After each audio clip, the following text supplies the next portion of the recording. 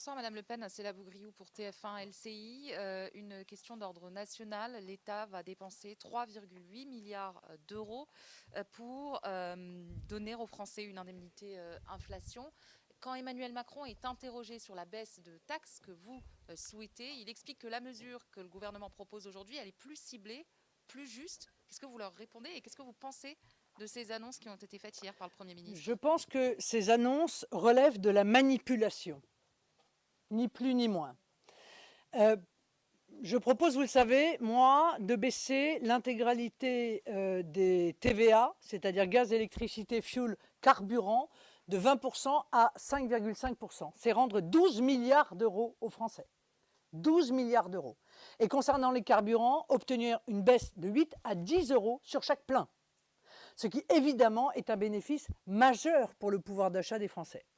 Le gouvernement propose, lui, un chèque de 100 euros de manière indifférenciée. Je note d'ailleurs que la famille monoparentale de 2 enfants avec la mère de famille qui gagne 2100 euros par mois n'aura pas le droit à son chèque de 100 euros.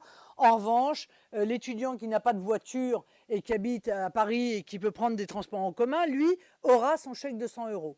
Je considère que, pour le coup, cette mesure proposée par le gouvernement tape totalement à côté de la plaque, d'autant que ce sont comme d'habitude les classes moyennes qui vont financer en réalité par l'impôt cette mesure.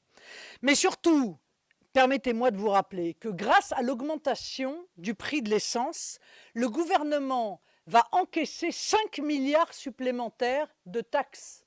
Car à chaque fois que le carburant augmente, eh bien les taxes augmentent. Et donc sur ces 5 milliards, il envisage de rendre 3,8 milliards, qui j'imagine sont censés compenser le prix des carburants, donc servir à acheter du carburant, ce qui permettra à l'État de surcroît de récupérer 60% de ce qu'il vient de donner. Eh bien ça s'appelle du bonneteau, en bon français, voyez. Et je trouve que le gouvernement, en proposant cela, n'est pas à la hauteur des souffrances qui sont celles de nos compatriotes face à l'effondrement de leur pouvoir d'achat et à l'explosion du prix du gaz, de l'électricité et bien entendu des carburants et du fuel, puisqu'on est à une période où on remplit les cuves de fuel.